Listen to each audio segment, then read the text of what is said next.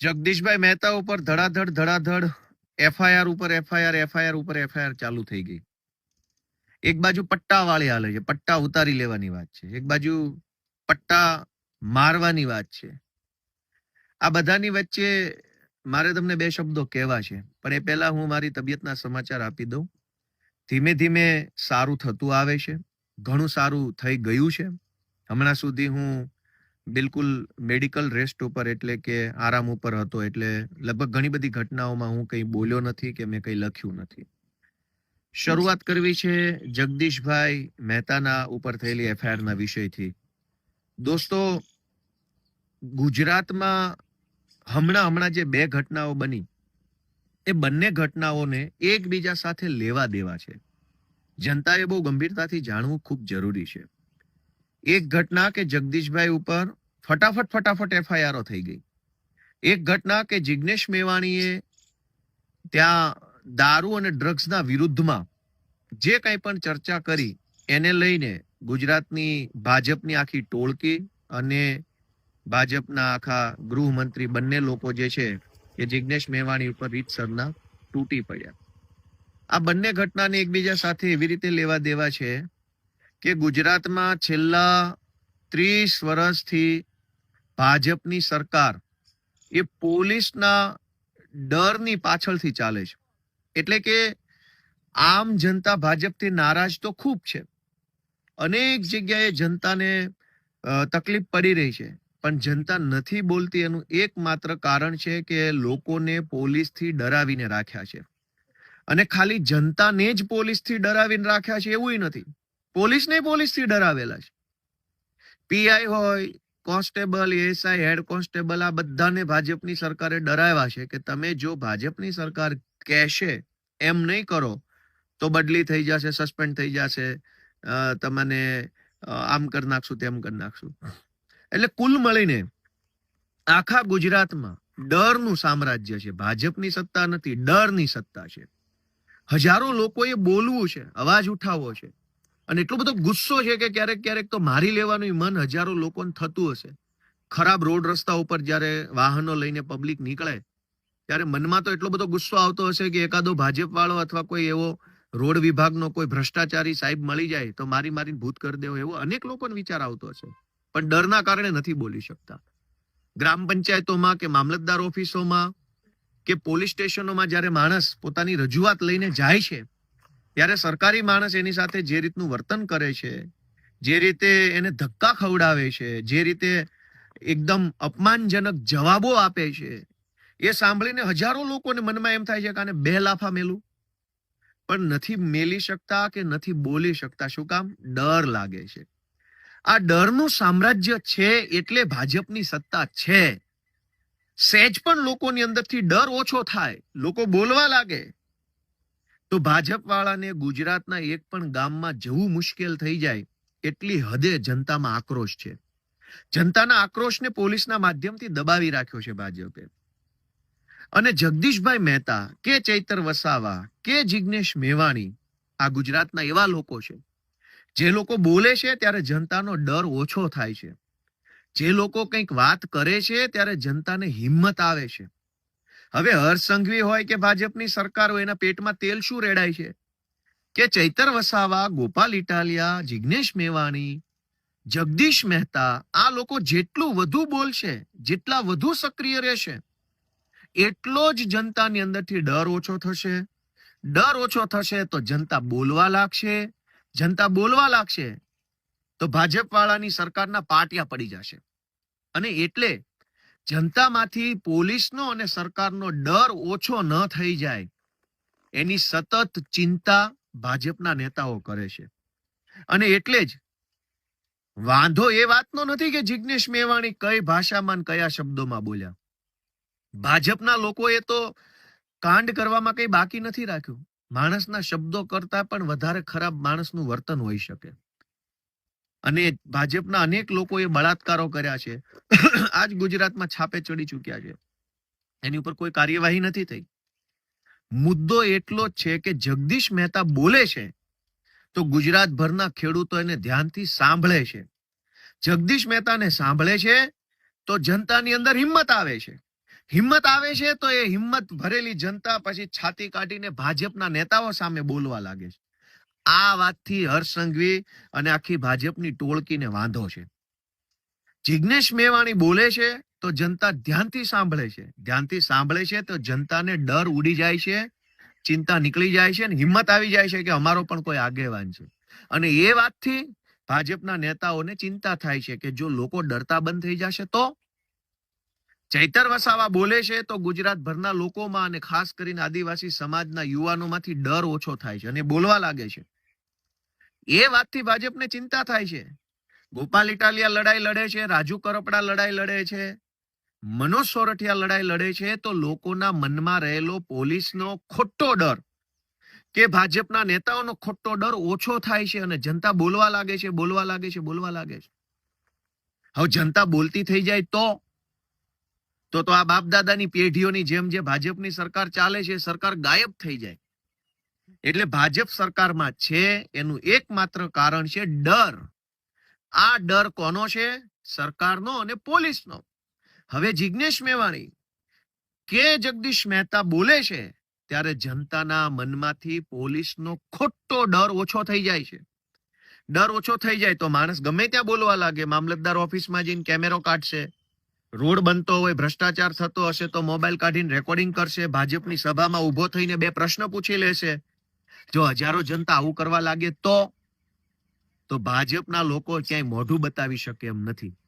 એટલે જગદીશ મહેતા ઉપર FIR, ચૈતર વસાવા ઉપર FIR, ભવિષ્યમાં મારા ઉપર પણ FIR કે જિગ્નેશ મેવાણીને ટાર્ગેટ કરવા પાછળનું એકમાત્ર કારણ છે કે ભાજપની સરકાર જનતાના મનમાંથી ડર ઓછો થઈ જાય એ બાબત ઈચ્છતી નથી. પણ મારી બધા જ ગુજરાતના લોકોને 2 હાથ જોડીને વિનંતી છે, બોલાય એટલું બોલો, જેટલું બોલાય એટલું બોલો. સંવિધાનની મર્યાદામાં રહીને જે બોલાય તે બોલો.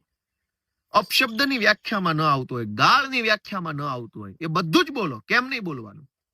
ભાજપના લોકોએ તો કરોડો રૂપિયાનું બૂચ માર્યું છે, ભ્રષ્ટાચાર કર્યા છે, ગૌચરો દબાઈ દીધા, ડ્રગ્સ વેચે છે, દારૂ વેચે છે. એના કરતા તો શબ્દો વધારે સારા છે. ગુજરાતભરની જનતાને હું તો વિનંતી કરું છું, કેટલું ડરશો અને શું કામ ડરશો? ડરીને શું મળવાનું છે? બહુ ડરવાથી શું મળશે? ડરનો જાજુ ડરો તો જાજો ડર મળે. એક વખત કાળજી મજબૂત કરીને બોલો, જા થાય કરી લેજે, નથી ડરતો તારાથી, તો શું કરી લેશે સરકાર? હજારો કરોડો લોકો તો કશું જ ખોટું કામ જીવનમાં કરતા નથી. કરોડો લોકો મજૂરી કરે છે, શ્રમ કરે છે, આ જાત મહેનતથી જિંદગી જીવે છે. તો પછી ભાજપથી કે ખોટી રીતે પોલીસથી ડરવાની ક્યાં જરૂર છે? છતાંય લોકોને ડરાવવામાં આવે છે કે તમે બોલશો તો આમ થઈ જશે. હું હજારો યુવાનોને વિનંતી કરું છું, ડર છોડી દો, બોલવા લાગો.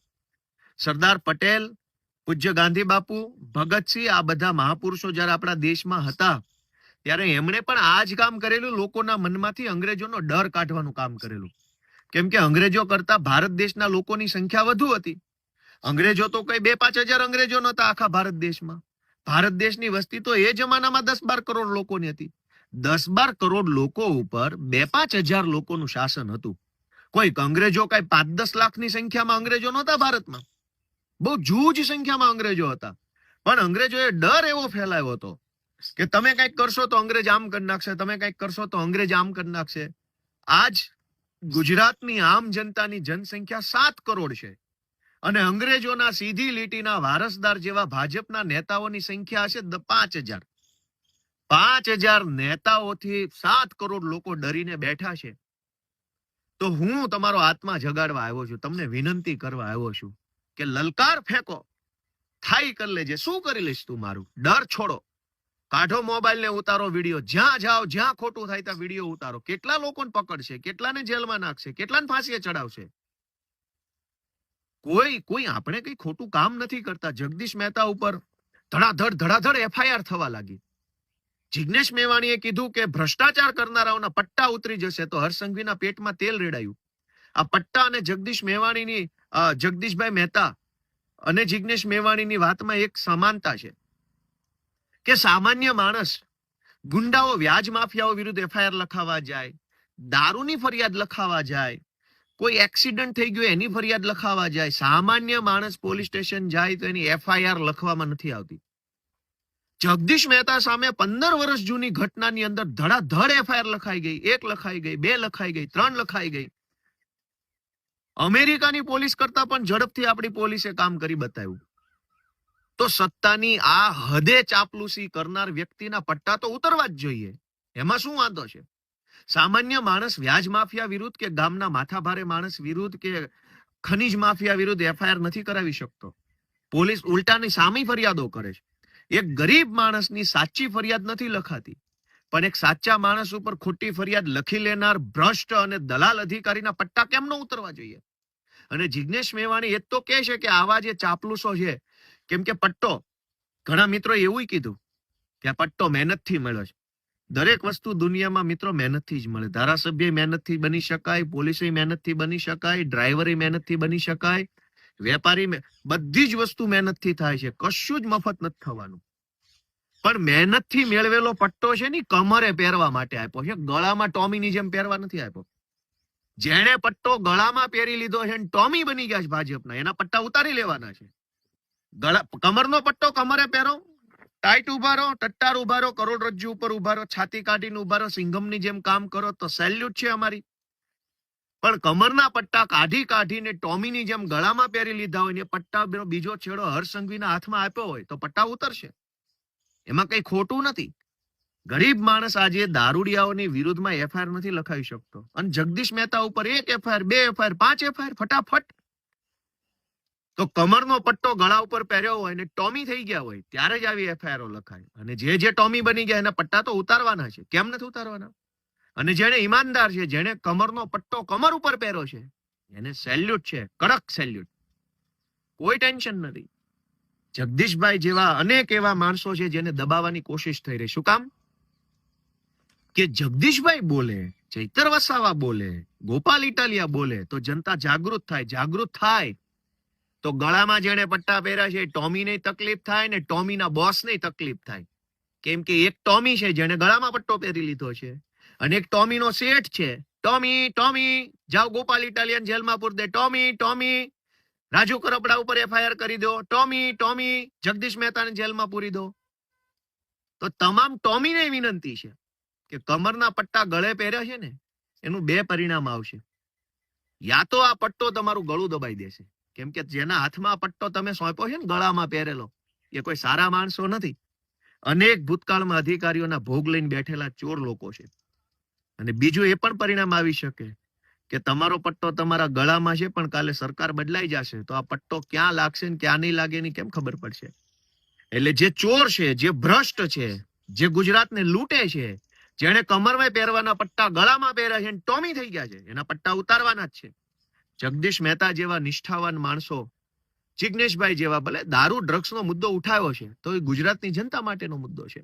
ચૈતરભાઈ ઉપર 307 કોણ લગાવી દે છે? કમરે પટ્ટે પહેરેલો માણસ કે ગળે પટ્ટે પહેરેલો માણસ? તો ગુજરાતની જનતાને 2 હાથ જોડીને વિનંતી કરું છું કે ગુજરાત બચાવવાની જવાબદારી જિગ્નેશ મેવાણી, ગોપાલ ઇટાલિયા, ચૈતર વસાવા કે જગદીશ મહેતાની 4 લોકોની નથી, આપણા સૌની છે. ડર છોડો, હિંમત કરો. ગાંધી, સરદાર, ભગતસિંહ જેવા મહાપુરુષોએ જેમ અંગ્રેજોની સામે કાર્યક્રમો કરી અને લોકોનો ડર ઉડાડવાનું કામ કર્યું, અને જે દિવસે ભારતના જનતાનો ડર ઉડ્યો, ડર છોડ્યો, ડર નીકળ્યો, ત્યાર પછી અંગ્રેજોએ ભારતમાંથી ભાગવું પડ્યું હતું. પહેલા તો મુઠ્ઠીભર અંગ્રેજોથી આખો દેશ ડરી ગયો હતો. આજ ગુજરાતની એ પરિસ્થિતિ છે. એ પરિસ્થિતિમાં કાળા અંગ્રેજોના ડરમાંથી મુક્ત કરાવવાનું બીડું 4-5 જુવાનિયાએ ઉપાડ્યું છે. અમને કાલ મને પકડીને જેલમાં પૂરી દેશે, કઈ વાંધો નહીં. હું તમને વિનંતી કરું છું ભાઈઓ કે ડર છોડો. શું કામ ડરો છો? મળી શું ગયું? 30 વર્ષથી જનતા ડરમાં જીવે છે. રોડ જોવો ગુજરાતના. 30 વર્ષથી એક સારો રોડ જે સરકાર નથી બનાવી શકી, એ સરકાર એમ ઈચ્છે છે કે રોડ ભલે ખરાબ હોય પણ બોલતા નહીં, બોલશો તો એફઆઈઆર થઈ જશે. શાળામાં ભલે શિક્ષક ન હોય પણ બોલતા નહીં, બોલશો તો એફઆઈઆર થઈ જશે. દવાખાનામાં ડોક્ટર નથી, બોલતા નહીં, બોલશો તો એફઆઈઆર થઈ જશે. બસો ટાઈમે આવતી નથી, બોલતા નહીં, બોલશો તો એફઆઈઆર થઈ જશે. માવઠું આવ્યું, સહાય નહીં મળે, બોલતા નહીં, બોલશો તો એફઆઈઆર થઈ જશે. દરેક જગ્યાએ પબ્લિકનું જીવન છે એ સાવ આમ એકદમ ખરાબ રીતે જીવવા આપણે મજબૂર બન્યા છીએ, છતાંય બોલવું નથી. કમસે કમ જેલમાં જશું તો વટથી તો જઈ શકશું. એફઆઈઆર થશે તો કહી શકશું કે ભાઈ સારા કામની એફઆઈઆર થઈ. રોડ સારા નહીં, દવાખાના નહીં, શાળા નહીં, બસ નહીં, પંચાયતમાં તલાટી નહીં, ઓફિસમાં મામલતદાર નહીં, પોલીસ સ્ટેશનમાં ફરિયાદ લખાય નહીં, ક્યાંય આપણું કઈ છે જ નહીં. તો હવે કઈ વાતનો ડર છે?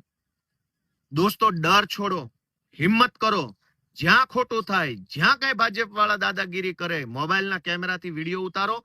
કેટલા લોકોને પકડશે, કેટલાને જેલમાં પૂરશે?